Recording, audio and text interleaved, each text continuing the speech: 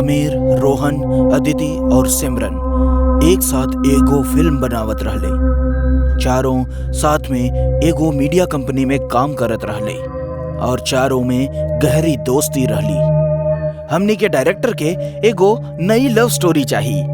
अरे यार, आजकल के लव स्टोरी तो एकदम कॉमन हो गइल बा। हाँ, कुछ यूनिक और अलग कहानी लावे के पड़ी जेकरा से ऑडियंस के मजा आए। हम सुनले बानी शहर के पुराना बंद पड़ल लाइब्रेरी में बहुते सारा किताब रखल बा और उस सब में बहुत सारा अनसुना कहानी बंद बा। लेकिन वो लाइब्रेरी सालन से बंद बाटे, ओजा तक हमनी पहुँचब कैसे? अगर हमनी के वजह से अच्छा कहानी मिल सकेला तो हमनी के कुछ न कुछ उपाय तो जरूर करे के पड़ी। चारों एक रात चुपके से शहर के पुरानी लाइब्रेरी में घुसे के प्लान बनावेले। वो लाइब्रेरी पुराना कब्रिस्तान के पास रहे, जौना वजह से वो लाइब्रेरी के बारे में कई तरह के अफवाह भी फैलल रहे। चारों वो रात हिम्मत जुटाकर लाइब्रेरी जाए के निर्णय लेलन।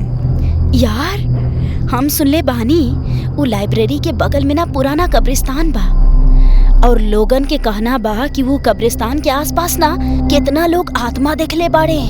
तू का ये कुल किताबी बात में यकीन करेलू? हमने के लव स्टोरी बनावे के बा, हॉरर स्टोरी ना। अदिति बिल्कुल ठीक कहा ताड़ी। हमने के चुपचाप जाके लाइब्रेरी से कुछ अच्छा किताब लेके वापस आ जावल जाओ, केहू के कुछ पता ना पड़ी। चारों गाड़ी में बैठ के बात करत रहले हाँ और लाइब्रेरी के ओर जात रहले हाँ। तबे अचानक कब्रिस्तान के पास उनकर गाड़ी बंद हो जाला। अरे ये गाड़िया बंद कैसे हो गई? बंद भइल भी त कौना जगह पर? हमनी के बगल में पुराना कब्रिस्तान बा। अरे तू फालतू में डरा ताड़ू। तू लोग लाइब्रेरी के तरफ बढ़ा, हम ही गाड़ी के देखा था नहीं। ओके गाइस, ई सही रही। समीर ऊ कब्रिस्तान के पास गाड़ी के लगे रुक जाला और गाड़ी के ठीक करे के कोशिश करे लागल। अदिति, सिमरन और रोहन पैदल लाइब्रेरी की ओर बढ़े लगले। लाइब्रेरी के पास पहुंचते ही ओझा अचानक से वो तीनों के सामने एगो पागल सा दिखाए वाला व्यक्ति आ जाला, जेकर बड़ा बड़ा दाढ़ी और बाल होखेले और ऊ फटा पुराना कपड़ा पहनने रहले। ओकरा देख के ऐसा लागत रहल ह जैसे ऊ कई सालन से नहले नहीं खे रहल। ओझा के जा जाता तू लोग, ओझा जिन जा लोग, ओझा मौत बा। वो आदमी के देख के तीनों डरा जाले। पागल व्यक्ति ऊ तीनों के आसपास अजीब सा उछरत कूदत घूमे लागल। के बाड़ा तू, हट जा हमनी के रास्ता से। मौत के साया बा, जे के हुबे एजा आई ऊ एजा से लौट के ना जाई। हमरा के बहुते डर लग रहल बा। तुम चिंता जानी करा, हम कुछ करता नहीं। रोहन ओझा पड़ल एक लाठी से ऊ पागल आदमी के मार के भगावे के कोशिश करे लागल। ऊ व्यक्ति ऊ तीनों के देख के पगलन के तरह हंसत की ओझा से चल गई। तू तीनों के जाए के समय आ गइल बा। अगर अपन जान बचावे चाहताड़ा तो चल जाए जैसे वरना सब मर जाइए। वो इंसान ऐसन काहे बोलत रहे? अरे यार, तू एक पागल के बात पे विश्वास कर रहा ताड़ू, ओकरा अपन खुद के होश नहीं खे। चला जल्दी से जौन काम करे आयल रनी वो कर लेल जा। तीनों लाइब्रेरी के पीछे वाली खिड़की के शीशा तोड़ के लाइब्रेरी के अंदर घुस जाले। लाइब्रेरी में कई तरह के पुरान किताब पढ़ल रहले ह। वो तीनों लव स्टोरी की किताब ढूंढे लगलन। वो लाइब्रेरी में चारों ओर अंधेरा रहल। तबे अचानक से एक किताब अदिति के पास आके गिर जाली। वो किताब एक सफेद कपड़ा से लिपटल रहे और ओकरा ऊपर कई तरह के धागा भी बंधल रहे। ई कवन किताब बा और ई कपड़ा में काहे लपेट के रखल बा? अदिति सारा धागा और कपड़ा निकाल के वो किताब निकाले ली। वो किताब के ऊपर राजकुमार और वैश्या के प्रेम कहानी लिखल रहे और वो किताब के ऊपर कुछ अजीब सा चित्र भी बनल रहे। अदिति वो किताब के देख के खुद के रोक नहीं खे पवली। तारा के कोनो अच्छा किताब मिलल का? ई देखा, ई किताब के टाइटल कुछ यूनिक लग रहल बा। और तो और ए पर बहुते अजीब चित्रकारी भी कइल गइल बा। देखा, ठीक बा, हमने एकरा ना बैग में रख लेतानी, वो हमनी बाद में पढ़ ले। अब ई किताब के हम अपन पास रख लेतानी। अदिति वो किताब के अपना बैग में रख लेली। अचानक अदिति के लागल के बैग के अंदर वो किताब अपने आपे खुले लागल और बंद होवे लागल। तबे वो किताब के अपना बैग से बाहर निकल ली और अचानक एक तेज हवा के झोंका आई और वो किताब के पन्ने पलटे लागल। का हो रहल बा? ई सब का हो रहल बा? एक किताब के पन्ना अपना आप कैसे पलट रहल बा? तबे वो किताब के पन्ना पलटब बंद हो जाले। वो किताब के पन्ना एक जगह पे आके रुक जाले। वो पन्ना पे राजकुमार और ओकरा पैर के पास बैठल लड़की के तस्वीर रहल ह, जेकर कपड़ा से वो एक वैश्या दिखात रहली ह। अदिति वो पन्ना के पढ़े लगली। राजकुमार और वैश्या के प्रेम कहानी। ओह, ऐसन कहानी तो धूम मचा दी। जैसे ही अदिति वो पन्ना के पढ़े लगली, ओकर होश उड़ गईल। वो डरा के वो किताब के फेंक देली। तबे वो देखली कि वो किताब पे बनल वैश्या के तस्वीर ओझा से गायब हो जाला और वो औरत अदिति के सामने खड़ी रहली है। तू तो राजकुमार के प्रेमिका बाड़ू ना, जेकर तस्वीर किताब में रहे, लेकिन तू बाहर कैसे आ गइलो? वैश्या अपने घुंघरू बजावत की अदिति के सर के अपने पैर से दबा देवेली। अदिति के मुंह से आवाज निकला बंद हो गई। अदिति ओकरा से जान के भीख मांगे लगली, लेकिन वैश्या अदिति के सर के अपना पैर तले कुचल देवेली और अदिति के आंख और जुबान बाहर आ गई रहे। ओकरा नाक से खून बहे लागल और वहीं पे ओकर मृत्यु हो गई। वैश्या अपन बाल बांध के ओझा से गायब हो गई। हमने के एजा से निकले के चाहिए। हमने सारा बुक्स इकट्ठा कर ले बानी, एमे जरूर कुछ न कुछ अच्छा मिल जाई।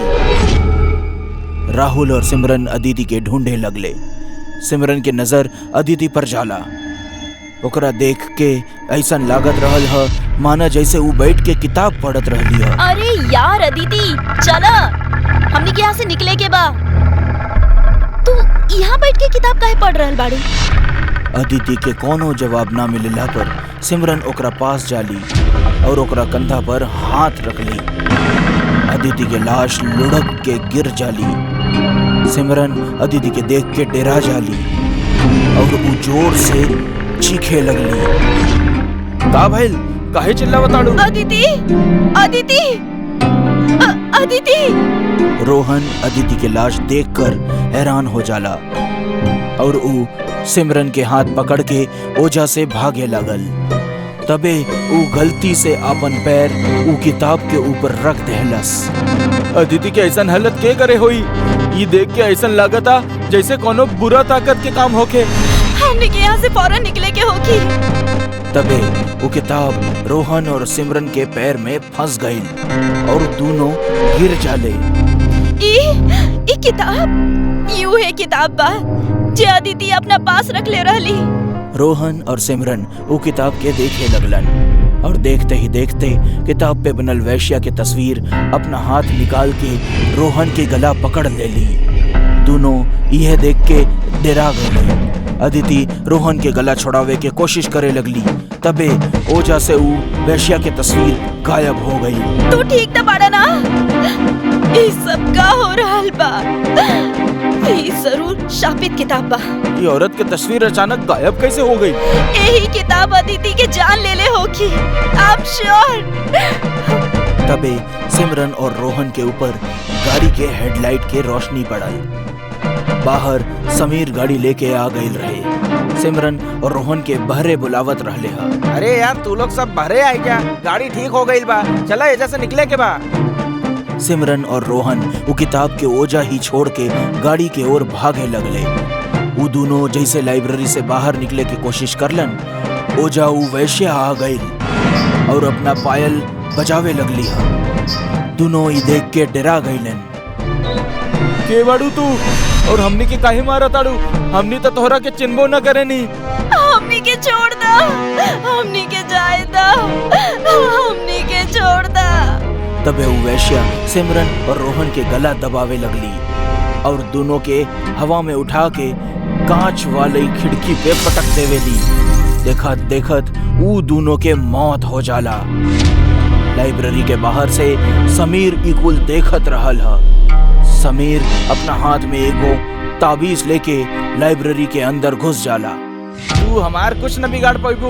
हमरा पता रहल ही किताब खूनी बा, यही ले हम अपना दोस्तन के किताब लेवे खातिर भेज देनी। वैश्य समीर के छू भी नहीं खे पौली। समीर किताब पे ताबीज बांध लेला और वो किताब के अपना साथ गाड़ी में रख कर ले जावे लागल। बेचारा हमार दोस्तन के इहो नहीं के पता रहल कि ई कुल हमार करा धरा बा। अब हमार पिताजी प्रोफेसर मंतोष पांडे के रिसर्च पूरा हो पाई।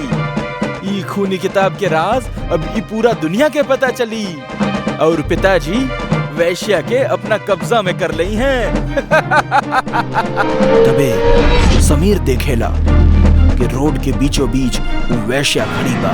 वो अपने गाड़ी के स्टीयरिंग घुमावेला और ओकर गाड़ी सीधा जाके कब्रिस्तान के दीवार में टकरा जाला। समीर के वहीं पर मौत हो जाला और वो किताब वहीं कब्रिस्तान के पास एक कब्र में गिर जाली और उन्हें दफन हो जाली। दीपक अपना जिंदगी में बहुत खुश रहल। वो अपना गांव के पुश्तैनी मकान में अकेला ही रहत रहल और खेती बाड़ी संभालत रहल। जिंदगी ओकर मुताबिक ही कटत रहल। लेकिन तब भी ओकरा एगो गहरा सदमा लागल, ई जान के कि ओकर जिंदगी में अब कुछ चंद दिन ही बचल बा। ओके एगो बीमारी है जौन की 3rd स्टेज पे बा और अब मुश्किल से ओकर जिंदगी की 1 ही महीना बचल बा। एक शाम दीपक अपना खेत से घर लौटत रहल। तब बे ओकरा कोनो लड़की के रोवे के आवाज सुनाई देलस। वो लड़की घूंघट में रहल, जौन वजह से ओकर चेहरा ना दिखाई पड़त रहे। अरे के बाड़ू तू और इतना रात में इस सुनसान जमीन पर का कर रहल बाड़ू? वो अनजान लड़की रोवत हुए, हमार नाम मंजू बा। अरे मालिक, अब का बताई, रास्ता भटक गइल बानी अपन गांव के। कुछ समझ नहीं के आ रहल कि का करी। केहू पहचान वाला चाहे दरिया दिल इंसान भी नसीब ना हो रहा। तो का आज तो पूरा रात ये बंजर जमीन पर ऐसने रोवत रहबू? तब और का करी मालिक, ई अभागिन के किस्मत में ही लिखल बा। दीपक मन ही मन में सोचत रहल, बात तो ये एगो अबला नारी, हमके एकर मदद करे के चाहिए। अच्छा सुना, आज रात के खातिर तू हमार घरे चला। आज की रात वहीं रुक जाइया और कल सुबह सुबह ही चल जाइया। हाँ ठीक बा मालिक, जैसन आप कहीं। दीपक मंजू के आज के रात के खातिर जगह दे देवेला।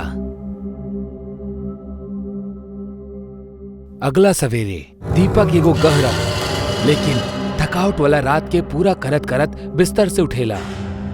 वो जैसे ही आगे बढ़ेला ओकरा मंजू आईना के सामने बाल झाड़त दिखेली। ओकरा देख के कुछ समय के खातिर त दीपक मदहोश सा हो जाला। दीपक मन ही मन बड़बड़ात रहल, ई तो कोनो अप्सरा से कम नहीं खे।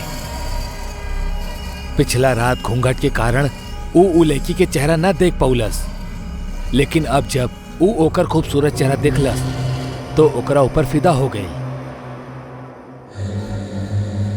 मालिक, अब हमार निकले के वक्त हो गइल बा। अरे इतना जल्दी? चला बढ़िया सा चाय हो जाओ। दीपक चाय बना कर लावेला। दीपक के पूरा मन रहल कि ओकर दिल में मंजू के खातिर का चल रहल बा, ई ओकरा के बता दे, लेकिन अबही ओकरा में इतना हिम्मत कहाँ। खैर दोनों साथ में चाय पिए लगले और दीपक भी जात जात ओकरा के कहेला, मंजू अब हमनी अच्छा दोस्त बन चुकल बानी, त अब तू आवत रहिहा हमरा से मिले खातिर। जी बिल्कुल, अभी हम चला तानी। ओकर 2 दिन बाद अचानक से दीपक बहुत बीमार पड़े लागल। ओकरा केहू के सहारे की जरूरत रहे। ओकर केहू भी आपन ना रहे और ना ही ओकर कोनो परिवार रहे। लेकिन तब्बे ओकरा के मंजू याद आ जावेली। जैसे ही ओकर दिमाग में मंजू के नाम आवेला, वैसे ही दरवाजा पे एगो घंटी बजेला। दीपक धीमे और थका आवाज में, दरवाजा खुलल ही बा, अंदर आ सकेला। दरवाजा के बाहर मंजू खड़ल बिया। उस समय रात के 10 बजत रहे। अरे मंजू, तू यहाँ इतना रात में?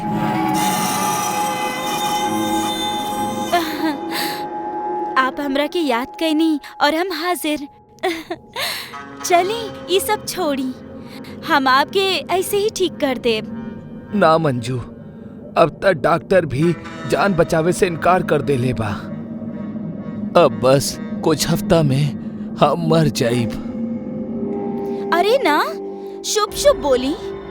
हम कहनी ना, सिर्फ हमरा के 2 दिन के समय दी, हम आपके पूरा तरह से स्वस्थ कर दे। ओ रात मंजू दीपक के गरम पट्टी से सिकलस और दीपक के भी ना जाने कब आंख लग गई। ओके पता ही ना चलल। अगला सुबह भइल तब मंजू पहले से ही उठ के जागल रहे और दीपक के खातिर चाय बनाकर ले आयल। ओ पूरा दिन मंजू दीपक के जी जान से देखभाल करत रहल और कुछ हर्बल दवाइयां भी देलस। आज के रात दोनों एक ही पलंग पे आराम करत रहले। दीपक खुद पे काबू न कर पौलस और जाके मंजू से लिपट गई। मंजू के भी जैसे दीपक के बाहों में एक बहुत ही हसीन सा सुकून मिलत रहल। दोनों ओ रात खूब इंटीमेट भइले, बिल्कुल पति पत्नी की तरह। खैर वो बात अलग है कि वो दोनों शादीशुदा ना रहले। मंजू भी दीपक के प्यार में पागल रहली। वो भी खुद के रोक ना सकल। अगला सुबह जब दीपक की नींद खुलल तो ओकरा के बहुत अच्छा महसूस होखत रहल। ओकरा कोनो भी तरह के बुखार, थकावट या बीमारी के संकेत बिल्कुल नजर ना आवत रहे। वो मंजू की आवाज लगावे लागल, लेकिन मंजू ओकरा के पूरा घर में कहीं भी नजर ना आइलस। वो सोचलस वो शर्मा के चल गई होखी, दोबारा जरूर आई। लेकिन वो अपना वादा पूरा कैलस, जौन वो कहले रही कि वो दीपक के बस 2 दिन में मौत के मुंह से बचा ली। वो अपना डॉक्टर से भी मिललस और ई बेर ओकर हेल्थ रिपोर्ट भी बहुत अच्छा रहे। वो बिल्कुल सेफ रहल। दीपक का वो लड़की के पता ढूंढे लगल, लेकिन वो लड़की यानी मंजू ओकरा के कहीं भी ना मिलल। आज भी ई एगो गहरा रहस्य है कि आखिर वो लड़की दीपक के रहल जे ओकरा के जिंदगी देहलस, लेकिन फिर गायब हो गई। कहीं वो एगो प्यार करे वाला चुड़ैल तो न रहली। सोहन, रश्मि, अमित और सिमरन एक के साथे कॉलेज में पढ़त रहले। चारों में बहुत गहरी दोस्ती रहल और चारों हमेशा साथ ही रहेले। पूरा कॉलेज में चारों के दोस्ती के बारे में चर्चा होखेला। कुछ दिना में एनुअल फंक्शन आवे वाला बा, ई बेर तक धमाल मचा दिहल जाओ। याद बा पिछला बेर हमनी के कितना मस्ती कैनी। फेस्ट के तैयारी कइल, दोस्तन के साथ कॉलेज घूमल और ढेर सारा फोटो खींचल। एनुअल फेस्ट हमेशा ढेर सारा याद लेके आवेला। चारों जोर शोर से अपना एनुअल फेस्ट के तैयारी में लग गईले, लेकिन ई बेर कॉलेज फेस्ट इनका कॉलेज में ना होके दूसरा कॉलेज में होवे वाला बा, जेकरा खातिर सबके कॉलेज के तरफ से दूसरा शहर में ले जावल जाला। वाह, कितना सुंदर कॉलेज बा। हम आज तक इतना बड़ा कॉलेज कबो ना देखनी हा। कितना मजा आई। हाँ सही कहा ताड़ू, एजा सब प्रतियोगिता में अपन कॉलेज ही जीती। चारों वही कॉलेज में रुक जाले और अपना अपना परफॉर्मेंस के तैयारी करे लगले। चारों मिल के एक ड्रामा परफॉर्म करे वाला रहे, जेकरा खातिर अगला दिन ओकनी के प्रैक्टिस खातिर जावे के रहल। अरे यार, इतना बड़ कॉलेज हा, हमरा समझ में ना आ रहल एमे ड्रामा रूम कवन होखी। चला केहू से जाके पूछ लेतानी। ई अमित और सोहन कहाँ रह गए? तू चिंता मत करा, वो भी आ जाई हैं। सिमरन और रश्मि ड्रामा रूम खोजे खातिर जाले, लेकिन उनका के आसपास कहीं भी ड्रामा रूम ना मिलल। तबे जाके दोनों एक कमरा के पास रुक जाले। ऊ कमरा के ऊपर ड्रामा रूम लिखल रहे, लेकिन ऊ रूम में ताला लगल रहे। ड्रामा रूम तो ई है बा, बाकी यहाँ ताला काहे लागल बा का पता। अरे ई कमरा के हालत देख के लगता माना ई बहुते सालन से बंद पड़ल होखी। सिमरन और रश्मि खिड़की पे लगल शीशा से कमरा के अंदर झांके लगले। अंदर बहुत सारा मैनिक्विन पड़ल रहे और ड्रामा खातिर कॉस्ट्यूम भी रहल, लेकिन वो रूम के हालत देख के बुझात रहा जैसे कई सालों से बंद रहल। तबे कमरे के अंदर से एक मैनिक्विन खिड़की के ऊपर आके गिर जाला। रश्मि और सिमरन देख के डरा गईली। ई कमरा तो बंद बा, बाकी मैनिक्विन अपने आप कैसे गिर गई? हम तो पूरा तरह डर गए। तबे ओजा एगो आदमी आ जाला और रश्मि सिमरन के डांटे लागल। तू लोग एजा का कर रहल बाड़ा? तू लोग के देखात नहीं के ई ड्रामा रूम कितना समय से बंद बाटे। अब एजा कोनो ड्रामा प्रैक्टिस ना होला। हमरा ना पता रहे, हमनी कॉलेज में नया आयल बानी। का आप हमनी के ड्रामा रूम के पता बता सकेनी? फर्स्ट फ्लोर, चौथा कमरा। आज के बाद तू दोनों एजा भटके हजिन। तोहनी के पता नहीं के ई कमरा कितना खतरनाक बाटे। एजा कभी भी कुछ भी हो सकेला। का मतलब बा आपके? ई कमरा में अदृश्य राज छुपल बा, जेकरा के केहू नहीं के देख सकत। ई कमरा के वजह से बहुत लोगन के जान गइल बा। अगर तोहनी दोनों के अपन जान प्यारा होखे त तू दोनों एजा दोबारा आए के हिम्मत जन करिहा। रश्मि और सिमरन ओजा से डर के भाग जाली और ड्रामा रूम में आके अमित और सोहन के सारा बात बतावे लगली, लेकिन ऊ दोनों ई बात के मजाक समझ के उनकरा मजाक उड़ावे लगले। तोहनी दोनों भी ना केहू के भी बात सुन के डरा जालू। ऊ कोनो स्टूडेंट होके जौन तोहनी के डरावे खातिर ई कुल बोलता। हाँ, शायद तोहार बात सच होखी। अमित और सोहन ऊ ड्रामा रूम में जावे के प्लान बनावे लगले। रश्मि और सिमरन मना करे लगली, लेकिन एकरा बावजूद ऊ दोनों केहू के ना सुनलेन और बिना केहू के बताए रात में ऊ ड्रामा रूम के पास पहुंच गई ने। लेकिन ओजा कोई ताला नहीं खे लागल रहे। दोनों अंदर जाके देखले तो अंदर बहुत सारा नाटक के कपड़ा जेवर मौजूद रहे। लड़किन भी ना कहाँ भूत बाटे एजा। लड़किन खुद भी डरा ताड़ी और हमनियों के डरावा ताड़ी। अमित और सोहन ड्रामा रूम में घूम के सब कुछ देखे लगलन। तबे उनका के लागल के उनका पीछे से केहू पार भइल। अमित पलट के देखले तो ओजा केहू ना रहे। तबे ओजा एगो मैनिक्विन अपन मूड़ी हिलावे लगलस। ई मैनिक्विन अपने आप अपन मूड़ी कैसे हिलावताड़ी? शायद कोनो चूहा होखे। तबे वो कमरा के दरवाजा अपने आप ही बंद हो जाला और ओजा घुंघरू के आवाज सुनाई देवे लागल। अचानक लाइट भी कट गई और सारा मैनिक्विन अपने आप ही हिले लागल। ई देख के अमित और सोहन बहुत डरा गईलन और ओजा से भागे के कोशिश करे लगलन, लेकिन ओजा से भागे के कोनो रास्ता ना रहे। ई अपने आप का होखता? हमरा के तो डर लागता। तबे ओजा केहू अमित के पैर पकड़ के ले जावे लागल। अमित डरा जाला और वो अपने आप के रोके के कोशिश करे लगल, लेकिन एगो अदृश्य शक्ति अमित के अपना तरफ खींचे लगली। अचानक एगो मैनिक्विन चल के ओजा आ गईले और अमित के पैर पकड़ के उल्टा लटका देहलस। ई का होता? हम अपने आप हवा में उल्टा कैसे लटक गई नी? अचानक अमित के हाथ पैर केहू मरोड़ के तोड़ देहलस अमित दर्द के मारे चीखत जमीन पे गिर गईल और ऊ तड़पे लागल। ऐसन बुझाता माना जैसे कोनो अदृश्य शक्ति ओकरा ऊपर अपन कब्जा कैले ले बा और तड़पत तड़पत अमित के मौत हो जाला। अमित, अगर ये तुहार कोनो मजाक है तो हमरा के बहुत डर लागता अमित। तबे अमित के पीछे एगो खूंखार राक्षस लेखा दिखाए वाला मैनिक्विन खड़ा हो जाला। ओकर अखियां चमके लागल और गर्दन पे हाथ डाल के ओकर गला दबावे लगलस। सोहन अमित के छुड़ावे के कोशिश करे लागल, लेकिन वो नाकाम हो जाला। सोहन दर्द के मारे चीखे लागल। क्या हुआ तू? छोड़ दा हमरा के। अमित, अमित कहाँ बड़ा तू? ऊ मैनिक्विन सोहम के गर्दन पकड़ के मरोड़ देहलस। सोहन के आंख बाहर आ गईल और ओकरा मुंह से खून बाहर आवे लागल और ओकर मौत हो जाला।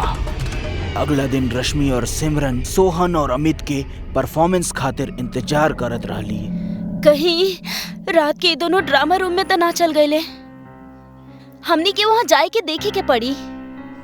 रश्मि और सिमरन ड्रामा रूम के पासे गईली, लेकिन ओजा ताला लागल रहे।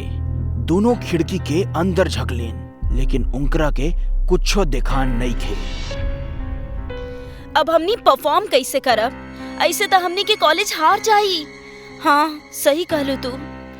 ई दोनों के कुछ अता पता नहीं खे।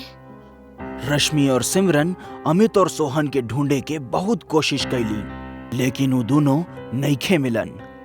अब रात हो गई। तबे सिमरन के अमित के आवाज सुनाई देवे लागल। सुन लू तू, अमित के आवाज आ रहल बा। ऊ हमनी के बुला रहल बा। हमरा कोनो आवाज ना सुनाई देलस।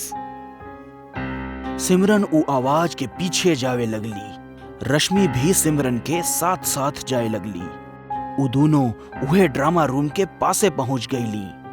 ए बे ड्रामा रूम के ताला खुलल रहे और दोनों ड्रामा रूम के अंदर घुस गईनी। अमित, कहाँ बड़ा तू? हमनी के आवाज दा। आवाज इहे से आवत रहे, बाकी यहाँ तक केहू नहीं खे। तबे ऊ ड्रामा रूम के दरवाजा बंद हो गई। रश्मि और सिमरन डरा गईली। तबे ओजा सारा मैनिक्विन हिले लगली और हंसे लगली। ई का हो रहल बा सिमरन?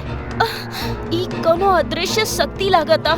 दोनों ओजा से भागे के कोशिश करत रहनी हा, लेकिन भागे के कोनो रास्ता नहीं खे। तबे एगो खतरनाक मैनिक्विन रश्मि के पास आके ओकर सर दीवार पे पटक देहलस। दीवार पर सर लगते पूरे तरह से चकनाचूर हो गई और रश्मि के मौत हो जाला। रश्मि के शरीर नीचे जमीन पर गिर जाला और ओकर सर दीवार पे चिपका रहल। के बाड़ू तू और सभी के इतना बेरहमी से काहे मार रहल बाड़ू? तबे केहू रश्मि के पैर पकड़ के खींच के ले जावे लागल और एगो बड़ा सा बक्सा में ओकरा के डाल के बंद कर देलस। सिमरन बाहर निकले खातिर चिल्लावे लगली, लेकिन केहू के भी ओकर आवाज बाहर तक नहीं के सुनाई देलस। उ बक्सा में बंद सिमरन के मौत हो जाला।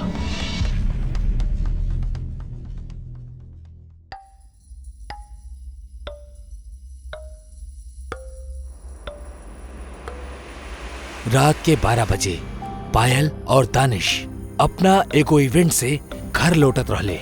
उ दोनों शॉर्टकट के खातिर एको बस्ती चुनले रहले जौन उनकर 30 किलोमीटर के ड्राइव बचा सकत रहे। यार दानिश, हमनी के हाईवे से ही निकले के चाहत रहे। ये गांव के कच्चा रास्ता ना जाने हमरा के बहुते हॉन्टेड वाइब्स दे रहल बा यार। वाह मैडम, मतलब रात भइल ना कि राउर भूत दिखब चालू हो गईल। देखा, एक कच्चा रोड 2-4 किलोमीटर में खत्म हो जाई, फिर बस एगो टर्न, फिर हमनी सीधा होटल पहुंच जाई। दानिश और पायल दोनों कार में बैठ के एक दूसरे से बात करत रहले और दानिश भी वो कार के गांव के कच्चा सड़क पर दौड़ावत रहे। दानिश, तोरा के का हमनी के गाड़ी के अलावा केहू भी दोसर गाड़ी दिखाई दे रहल बा? ना, तो तेज चला। कहीं कौनो खौफनाक मंजर हमनी के मौत के फरमान लेवे इंतजार न कर रहल होके।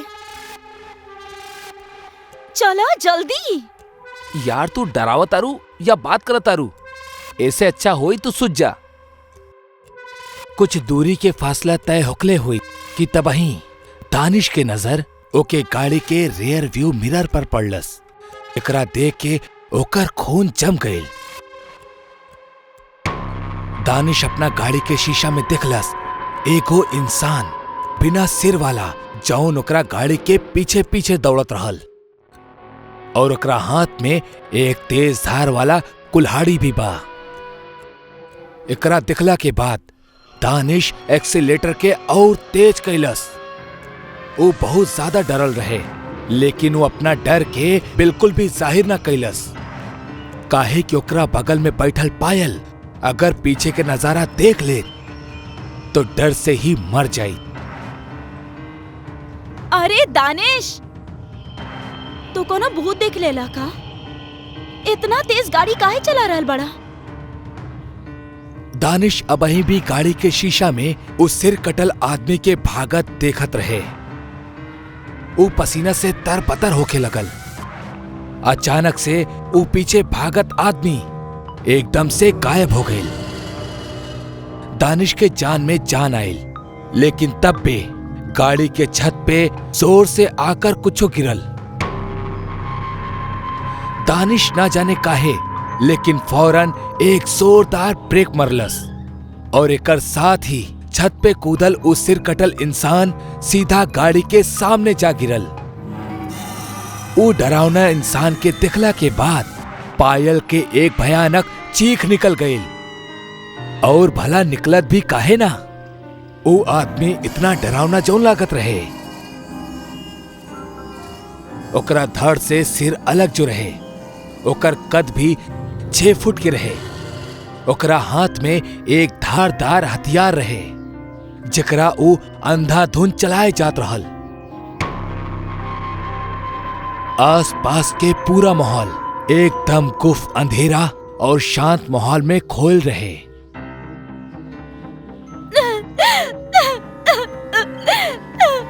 दानिश, हम गले रही ना, ये रास्ता से ना चलल जाओ। ये रास्ता हमनी के मार दी। पायल शांत हो जा और चुपचाप बैठल रहा। एकरा बाद उस सिर कटा इंसान धीरे धीरे गाड़ी के पास आवे लगल और अंधाधुंध अपन कुल्हाड़ी चलावत जात रहे। ओकरा कुछो दिखाई ना देत रहल। यही वजह से वो कुल्हाड़ी के कब्बो गाड़ी के बोनट पर मारत तो कब्बो गाड़ी के हेडलाइट पे। लेकिन ओकर असल मकसद रहे वो दोनों के सिर, जौन गाड़ी में एकदम सांस रोककर बैठल रहले। हम समझ गए बानी ये राक्षस के खेल। ये सिर्फ हमनी के महसूस कर सकेला। एकरा कुछो भी दिखाई चाहे सुनाई ना देवेला, काहे कि ओकरा पास सिर नहीं खे। तू का चाहता रू कि हम ऐसे गाड़ी में बैठ के मौत के इंतजार करत रही कि कब वो यही आई और हमार सिर हमार शरीर से अलग कर देई और हम दर्दनाक मौत की नींद सुझ जाई। दानिश पायल के बात से बिल्कुल भी सहमत ना रहल। वो पायल के भागे के कहलस, लेकिन पायल गाड़ी के सीट से चिपक के बैठल रहे। अब तक वो सिर कटा इंसान शांत रहलस, लेकिन जैसे ही हल्का सा चहल पहल भइल कि वो अंधाधुंध भागे लगल। वो दानिश के पीछा करे लगल और दानिश चिल्लात चिल्लात खेत की तरफ भागे लगल। लेकिन तब में उस शैतान दानिश के गर्दन के अपन धारदार कुल्हाड़ी से काट देलस, जैसे दानिश के बदन खेत में ऐसने तड़पत और छटपटात रहे। और एकरा बाद जौन भयानक दृश्य पायल के सामने रहल, वो ई रहल कि ओकरा बाद वो एक और खौफनाक मंजर के देखलस। वो देखलस कि वो शैतान सूंघत सूंघत दानिश के कटल सिर के पास पहुंचलस और उस सिर के वो अपना गर्दन पे लगा लेलस। बाप रे, ये तो बहुत बेरहम हैवान बा। हमरा के जल्दी निकले के होगी। इससे पहले उस शैतान पायल की तरफ आ पावत, पायल गाड़ी के रिवर्स लेलस और उस श्रापित रास्ता और उस सिर कटा इंसान के दहशत से बच निकलल। पायल एगो खुश नसीब लड़की रहल जौन ऊ रात मौत के मुंह के एकदम करीब से जान बचाकर निकल गई। उस सिर कटल इंसान पिछला 15 साल से उहे श्रापित बस्ती में घूमत रहेले और जेकरा भी ओकर बू लग जावेला ओकर भी उस सिर धड़ से अलग करके ओकरा भी उस सिर कटा इंसान बना देवेला। वाकई जिंदगी में ऊ मंजर के देखल कितना खौफनाक होखल जब राउर कौनो ऐसन इंसान के देखी जेकर सिर कटल होखे और भूतिया भाषा में ओकरा सिर कटा इंसान कहेले। आज की कहानी आज से तकरीबन 40 साल पहले देवगढ़ में घटल रहे। ऊ जमाना जेके पुराना जमाना कहल जात रहल। उस जमाना में अस्पताल के खातिर लोगन के घंटन का समय तय करके शहर जाए के पड़त रहल। ऐसे में देवगढ़ में दाखिल भइले डॉक्टर शैलेश, जौन चिकित्सक विज्ञान के इतना बेहतर जानत रहले कि ऊ दावा करत रहले कि ऊ मरल आदमी के भी जिंदा कर सकत रहले। आई जानल जाओ कहानी के एकदम शुरुआत से। 40 साल पहले एक छोट सा खंडर के इलाका के पुनः निर्माण क के एगो छोटा से अस्पताल के तौर पर बनायल गयल। डॉक्टर शैलेश एकमात्र ऐसन चिकित्सक रहले जौन ऊ गांव में रहत रहले। खैर केहू भी आज तक ही जान ना पायल रहे कि ऊ गांव में कौना जगह रहत रहले, काहे कि आज तक केहू भी उनकर घर के ना दिखले रहल। हर केहू उनकरा अस्पताल में ही दिखले रहल। 3 मई 1982 के उहे गांव में रहे वाला विमलेश आपन बूढ़ा बाबूजी के लेके अस्पताल पहुंचल। उनकरा दिल के द्वारा पड़ल रहे। स्ट्रेचर पे लिटा के ऑपरेशन थिएटर तक ले जात ही ओकर बाबूजी के नब्ज जवाब दे दिले रहल। विमलेश फूट फूट के रोए लगल और ओकरा उदासी के देख के डॉक्टर शैलेश ओकरा सांत्वना दे कहले, ये हमार अस्पताल है, यही जब मरल लोग भी जी उठेले।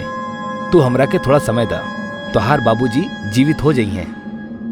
तकरीबन 25 मिनट के लगातार इलाज के बाद विमलेश के बूढ़े बाबूजी बिना कोनो सहारा के ऑपरेशन थिएटर से बाहर अपना आप चलत चलत आ गए। विमलेश के अपना आंख पे बिल्कुल भी विश्वास न होत रहल कि डॉक्टर साहब उनकरा बाबूजी के फिर से जिंदा कर देले बाड़े। बाबूजी, हमरा के अपना आंख पे विश्वास ना हो रहल बा कि आप बिल्कुल ठीक बाड़े। विमलेश के बाबूजी ओकर बात के कोनो भी जवाब ना देले और सीधा अस्पताल से निकल गए। ओकर बाबूजी बिल्कुल कोनो कठपुतली के तरह सीधा चलत जात रहले। विमलेश के अपन बाबूजी के ई व्यवहार बहुत अजीब लागल। इहे बात वो डॉक्टर से पूछलस। अरे डॉक्टर साहब, ई हमार बाबूजी ठीक तो हो गए बाड़े, लेकिन ये इतना अजीब बर्ताव काहे कर रहल बाड़े? विमलेश बाबू, तोहार पिताजी मौत के मुंह से बाहर आयल बाड़े, थोड़ा तो समय लगबे करी पहले जैसन होखे में। ई खबर अब पूरा गांव में फैल गल रहे कि डॉक्टर शैलेश के अस्पताल से केहू भी मर के ना लौटेला, मरल इंसान भी जिंदा हो जाले। एकरा बाद 2 और पेशेंट अइले जिनकरा मरे 1 दिन से ऊपर हो चुकल रहल, लेकिन अस्पताल से लौट ले तब वो जिंदा रहले। लेकिन अगर ऐसा हो सकत तब दुनिया में भगवान के जरूरत होबे न करत। अब वो डॉक्टर के खतरनाक सच से सबके सामना करे के रहल। वो मरीज जौन डॉक्टर शैलेश के अस्पताल से मरला के बाद जिंदा लौटत रहले, उस सब में एक चीज नोटिस कल गई। उस सब के अंदर से दिल के धड़के के आवाज गायब हो जात रहल। उनकर पहले के व्यवहार और अब के व्यवहार में जमीन आसमान के फर्क हो जात रहल। वो शख्स अब ना तो केहू से बात करत, ना तक खाना खात, ना ही पानी पियत, फिर भी बिल्कुल स्वस्थ रहत। चाहे चाहे ओकरा के सेका लोहा भी जिस्म पे ओकरा कोनो फर्क ना पड़त रहल। यानी कि ई सब महज एक जिंदा लाश साबित हो गए रहले। इनकर जियल और मरला में कोनो अंतर ना रहल।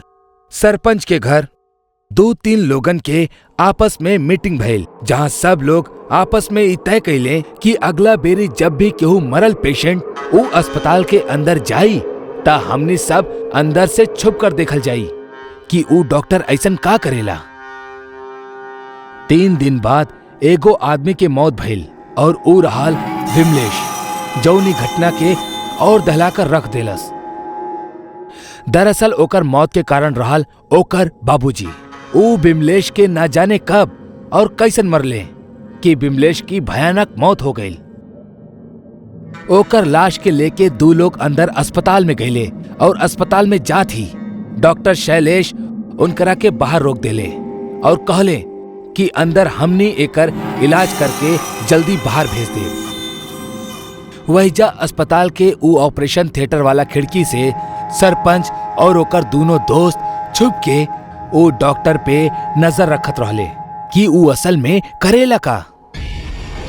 तबे ऊ देखले कि ऊ डॉक्टर शैलेश कमरा के बंद करला के बाद एगो बैताल के रूप में आ गई, जहां ओकर दांत ओकर मुंह से बाहर आ गई। ऊ शैलेश के छाती के फड़लस और ओकरा में से दिल निकाल के खाए लागल। ऊ बड़ा बेरहमी से विमलेश के दिल के खात रहल और बाद में ओकर छाती के टाका मार के सिल देहलस। और तब बे ऊ डॉक्टर एगो मंत्र पढ़े लागल। भूतो सती नर्मिता आत्मा मिलने कर्मठ मौत के संदेश। तब बे एगो और प्रेत वहीजा आकर्षित भइल और ऊ विमलेश के शरीर में घुस गई और विमलेश उठ खड़ा भइल। खिड़की से झांक रहला लोगन के ऊ डॉक्टर के भूत के बारे में पता चल गई रहे और यह कारण रहल कि ऊ दूसर भटकत आत्मा के शरीर प्रदान करत और उनकरा में से दिल के निकाल के खा जात। यह कारण रहल कि जौन लोग ऊ अस्पताल से जिंदा होके लौट ले उनकरा सीना से दिल के धड़के के आवाज ना आवत रहल, काहे कि असल में ता दिल मौजूद ही ना होखत। पूरा गांव के बतावे से अच्छा ऊ सरपंच और ओकर दोनों दोस्त ई फैसला कैले कि ऊ ई नर्क के जड़ यानी ई अस्पताल के ही जला के खाक कर दीही, जैसे गांव के कई मासूमन तबाह होखला से बच जई हैं। एकरा बाद सरपंच और ओकर दोनों दोस्त मिलके ऊ अस्पताल के चारों तरफ मिट्टी के तेल के छिड़काव कर देले और आग लगा देले। ऊ डॉक्टर के भी तेज चीख गूंजल और कुछ ही घंटा में ऊ अस्पताल और ऊ डॉक्टर के भूत दोनों जल के खाक हो गए। एकरा बाद से सब कुछ ठीक तो हो गई, लेकिन वो अस्पताल श्रापित मानल गई और आज भी वो अस्पताल के दीवारन पे चिड़िया तक भी ना बैठेली।